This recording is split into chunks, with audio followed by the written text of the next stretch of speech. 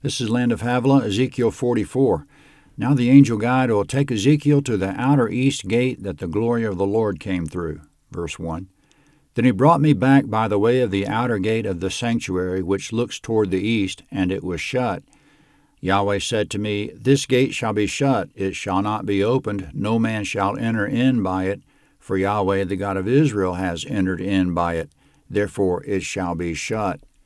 Comment in the beginning of the last chapter, the glory of Yahweh came from the east and filled the temple. He said the temple will be the place of his throne and the soles of his feet, and he'll dwell with Israel forever. It's a new age. This spectacular situation with Yahweh's glory in the temple will require some new protocol. The beginning of the law in the last chapter, the law of this new temple, was that the whole limit around the mountain of the temple will be most holy, and the altar will be dedicated in a certain way. Now continuing in verses 1 and 2, the outer east gate will be shut and never opened for any man, because Yahweh the God of Israel has entered in by it. Now introducing a man of those times called the prince, or in Hebrew, Nasi, verse 3. As for the prince, he shall sit in it as prince to eat bread before Yahweh. He shall enter by the way of the porch of the gate, and shall go out by the way of the same.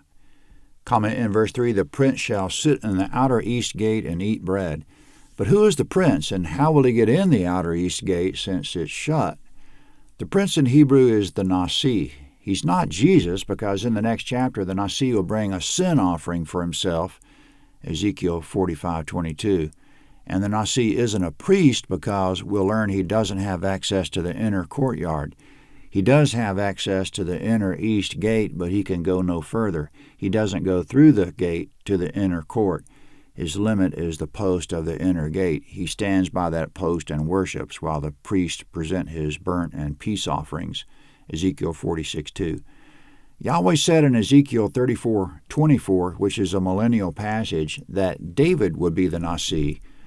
So we can't go wrong calling him David, but he could turn out to be a descendant of David or type of David, similar to the way John the Baptist was a type of Elijah in the New Testament, Matthew 17:10-13, and Jeremiah 33:17. In the next chapter, chapter 45, verse 8, the Nasis of the past oppressed the Israelites and evicted them from the land. So that pretty much nails it that the Nasi is the king, either David or one of his descendants, because God said David would never lack a man to sit on the throne, Jeremiah 33:17. But again, it's not Jesus, because the Nasi will give sin offerings for himself.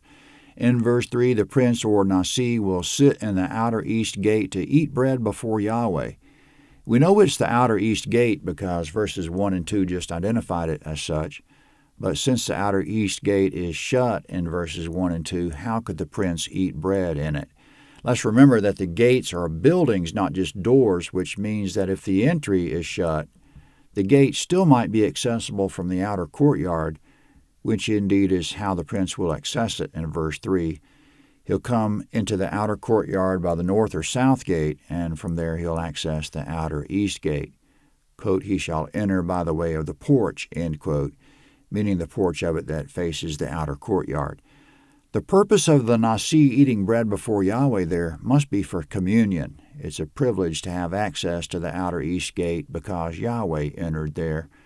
Now the angel will bring Ezekiel to the north inner gate, verse 4.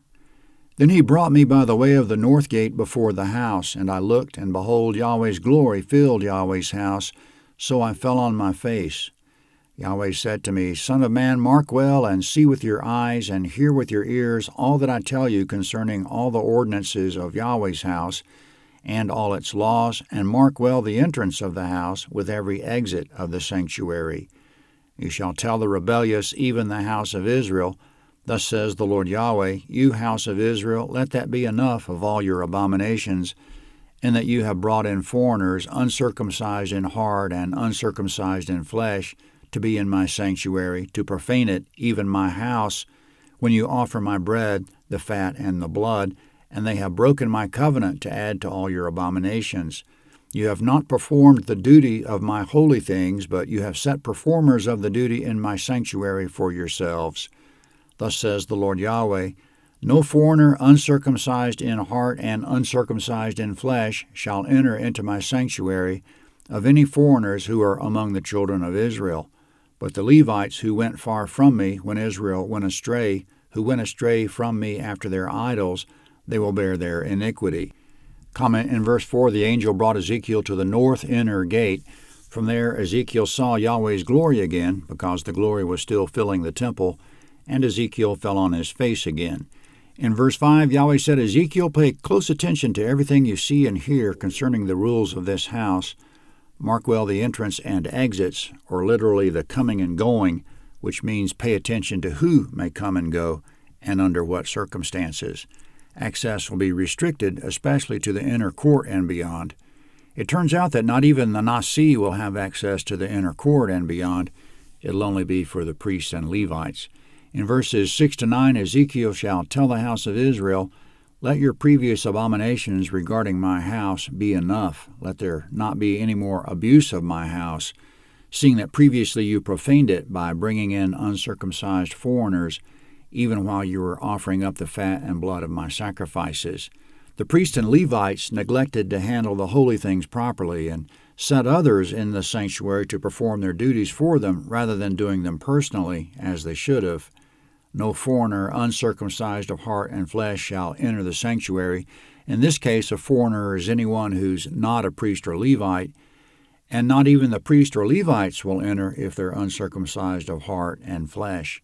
In verse 10, the Levites who went far from Yahweh in pursuit of idols will be held responsible.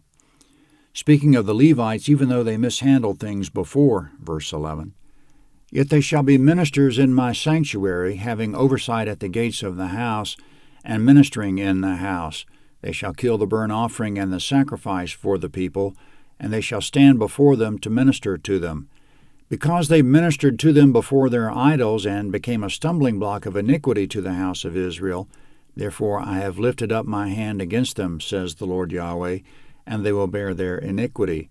They shall not come near to me to execute the office of priest to me, nor to come near to any of my holy things, to the things that are most holy, but they will bear their shame and their abominations which they have committed. Yet I'll make them performers of the duty of the house for all its service and for all that will be done therein. Comment in verses 11 to 12, though the Levites were a stumbling block to the people, for example, they led the people in idol worship, and Yahweh will hold them accountable for that, yet they'll minister at the new temple. They'll resume their duties. Specifically, they'll have oversight of the gates, kill the sacrifice, and stand before the people to minister to Yahweh. In verse 13, they won't perform the duties reserved for priests. Accordingly, they won't come near any of the holy things or most holy things. This was the law of Moses, that the Levites were there to assist the priest, but not to do the things that were restricted to the priest. For example, only a priest could approach the altar. The Levites could kill the sacrifice and prepare it, as verse 11 said, but only the priest could actually put it on the altar. And the Levites couldn't approach the furniture of the sanctuary, for example, to tend to the menorahs, tend the table of incense, or partake of the showbread, Numbers 18, 1-3. In the new house, the Levites are to respect their boundaries as they should have previously. Now speaking of the branch of the Levites who descended from Zadok and have inherited the priesthood, verse 15. But the priests, the Levites, the sons of Zadok, who performed the duty of my sanctuary when the children of Israel went astray from me, shall come near to me to minister to me. They shall stand before me to offer to me the fat and the blood, says the Lord Yahweh. They shall enter into my sanctuary, and they shall come near to my table to minister to me, and they shall keep my instruction. It will be that when they enter in at the gates of the inner court, they shall be clothed with linen garments. No wool shall come on them while they minister in the gates of the inner court and within. They shall have linen turbans on their heads, and shall have linen breeches on their waists. They shall not clothe themselves with anything that makes them sweat. When they go into the outer court, even into the outer court to the people, they shall put off their garments in which they minister, and lay them in the holy rooms. They shall put on other garments, that they not sanctify the people with their garments. Comment, it could be argued that verse 15 constitutes more evidence that this is a post-resurrection temple. Quote, the priests, the Levites, the sons of Zadok, who perform the duty of my sanctuary when the children of Israel went astray from me, shall come near to minister to me." End quote. To unravel that, back in the day there was Jacob who fathered Levi, Exodus chapter 6. Levi had many male descendants, called Levites, of course, but the priesthood was restricted to the descendants of Levi's great-grandson Aaron, Exodus 29:9. So only a small number of Levites were priests, just Aaron's descendants, who were a small branch of them. Now, in verse 15 regarding service at the new temple, the line of the priesthood will be further restricted to only one of the descendants of Aaron, Zadok, who lived in the times of David and Solomon and was known for his faithfulness. And going on in verse 15, before Babylonian captivity, when Israel went astray, some of the priests who were descendants of Zadok performed their duties faithfully. They stood firm against the tide of apostasy. Therefore, they'll serve as priests in the new temple. The wording of it leaves it open as to whether the priests who were faithful during the apostasy will be resurrected to serve, or whether their descendants will serve. In verse 16, these same priests, the descendants of Zadok, will be authorized to come and go from the sanctuary to tend the Lord's table. The Lord's table was described in chapter 41, verse 22. It was 3.5 feet wide and 5 feet 3 inches tall. Ezekiel was told, quote, "This is the table that is before Yahweh," end quote. Whether it was for incense or for something else, the verse didn't say, but anyhow, the priests, the sons of Zadok, will attend it. But how will they survive in the sanctuary with the glory of the Lord being there?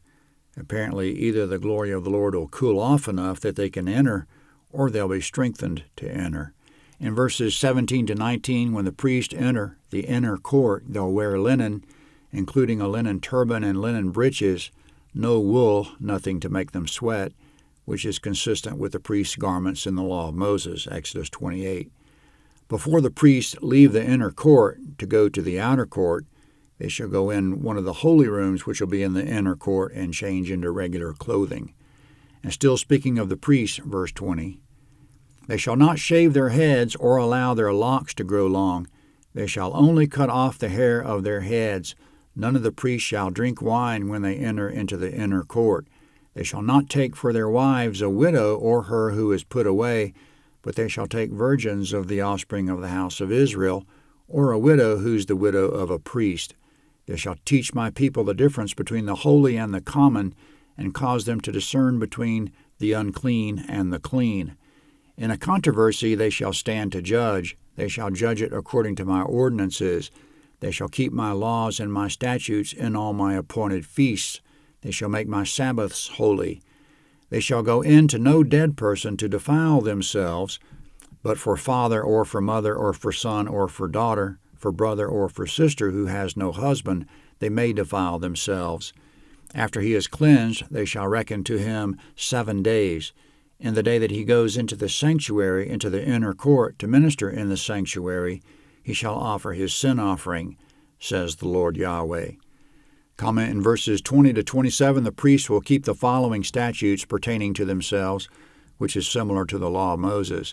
In verse 20, they shall keep their hair cut, neither shaving it on the one hand or letting it get too long on the other.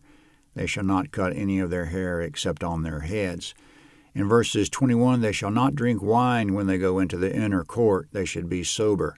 In verse 22, when they marry, they should take only a virgin daughter of an Israelite or the widow of a priest.